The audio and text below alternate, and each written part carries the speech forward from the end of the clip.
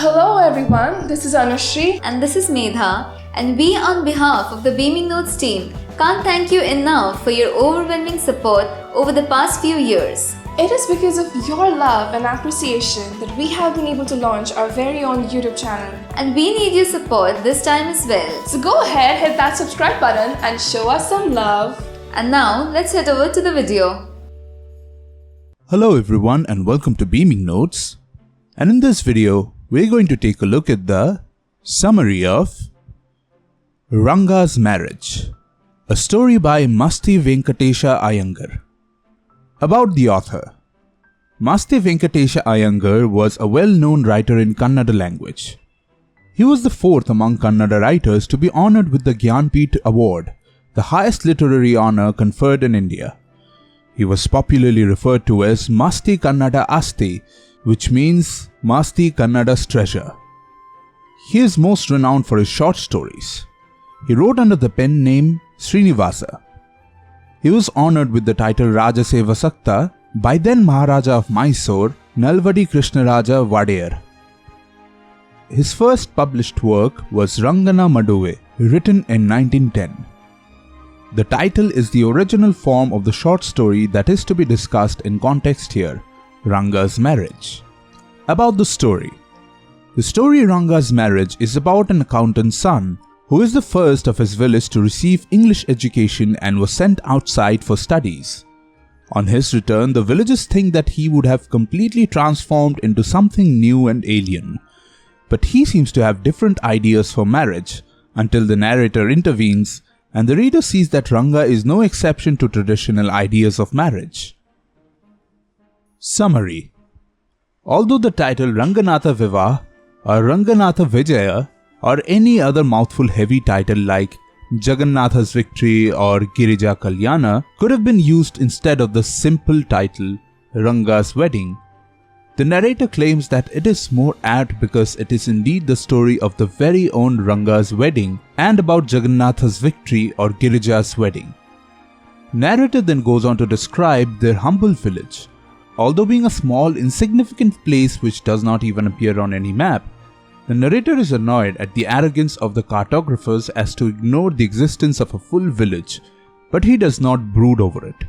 The narrator is smitten with the beauty and the glory of his village, and in order to justify his glorification, he says that there is a doctor in the village called Gunda Bhatta, who has been to many places yet agrees with the narrator's view. The narrator goes on to describe the specialties of the village. A raw mango so sour that it can't be eaten whole, the fine pristine water of the village pond, the creeper growing in it which has beautiful flowers, and leaves with which one can have his lunch served. The narrator, aware of his digression, switches the topic saying that if the readers want to visit the village, they should just contact him. The tone of the narrator is humble and simple, in first-person narrative, and it is almost as if someone is having a conversation with the reader. The narrator then goes on to tell an anecdote from 10 years ago. Even though now in his village many people know English, but that was not the scenario 10 years ago.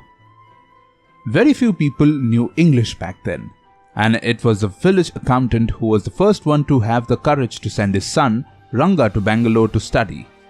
But now, one can see many people can speak English in his village, and one can hear them during the holidays on every street talking in English. The narrator is even astonished at the fact that his people have even defiled their mother tongue and are mixing English words in their dialect. The narrator recalls how he had heard Rama Rao's son talking to the woman who sold firewood, and he had said to her that he would pay her later for he did not have any change. The poor woman didn't know what that was, neither did the narrator. It was when the narrator later on went to Ranga's house that he got to know the meaning of the word. The narrator claims that the priceless commodity that speaking English is was not much widespread back then, and that is why Ranga's homecoming was such a big deal. People were curious to find out whether Ranga has changed or not. His courtyard was filled with so many people that had they been accommodated in the room inside, then it would have been a tragedy like the Black Hole of Calcutta. Everyone was surprised to see that Ranga was the same as before and did not turn into an English-speaking arrogant sahib. After realizing that Ranga was same as he was 6 months ago, everyone lost interest and left. When the crowd had cleared, the narrator had the chance to ask Ranga how he was, who was his usual courteous self. The narrator observed that Ranga bowed down respectfully, unlike the other proud boys of his village who refused to bow down. Seeing his humble respect, the narrator blessed him that may he be married soon, which is a traditional Indian blessing given by elders. That afternoon, Ranga visited the narrator to give him some oranges. The narrator says that it was considerate of him to do so, and he wonders that Ranga was a great boy, and it would be a very good thing for him to get married, settle down, and be of service to the society. But when asked about marriage, Ranga seemed to have different ideas. He did not want to marry just yet. He did not want to marry a girl who is very young and not mature. He was swayed with the culture of the city and did not want to marry someone very young like it was the case at the time. After his education in the city, Ranga had a hard time adjusting to the concept of arranged marriage prevalent in the village. But this fact that the suitable boy that the narrator had thought to be an ideal husband someday has decided to remain a bachelor. This made the narrator make up his mind to get Ranga married. The narrator knew a girl who would be suitable for Ranga. It was Rama Rao's niece, pretty girl of 11. The times when the story was written, child marriages were quite prevalent.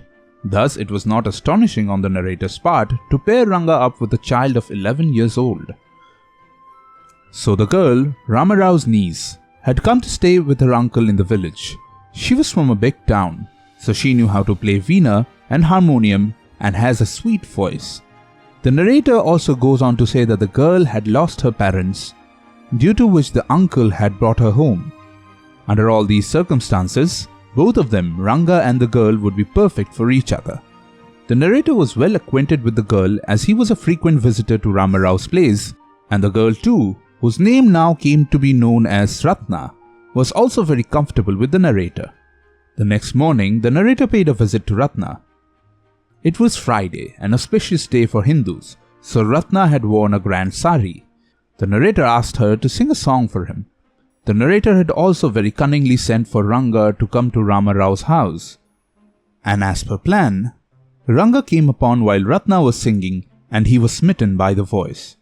He was curious to see the singer of such a sweet voice, but on seeing Ratna enter, Ratna, due to her shyness, ran away from there.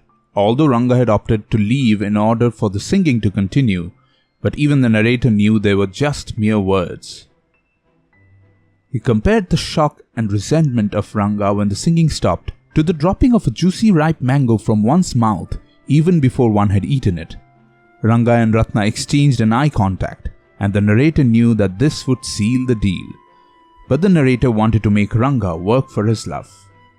On being inquired who the girl is, the narrator simply diverted it, saying that it didn't matter what the girl's name was, for he was married and Ranga was not interested in marriage. Very calmly and devoid of excitement, Ranga wanted to know whether the girl whom he had just seen was married or not, and despite his best efforts, Ranga's eagerness was apparent to the narrator. To test Ranga's reaction, the narrator lied and said that the girl had been married a year ago.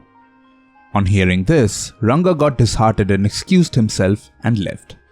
Then came the final part of the narrator's plan, where he plots with Shastri and taught him everything that was needed. The narrator then finds Ranga lost in thought. He feigns concern and asks whether he has a headache and opts to go and see a doctor. Although Ranga refuses that he has a headache and didn't need to see a doctor, the narrator forced him to go to Shastri to check the stars of his fortune. Here, through Shastri's dialogue, we come to know that our narrator's name is Shama. On seeing Shastri, he forgot about the morning and exclaimed that it has been a long time since they had met.